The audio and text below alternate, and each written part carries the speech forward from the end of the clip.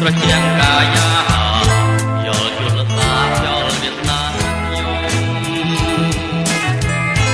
ពេលណាដួងចិត្តការបាក់ហមយល់បានជួយខ្ញុំអាចហើយយល់អើយយល់បានចាប់ថាគង់លែអរឲ្យបានតែហើយយាននេះបើស្លាប់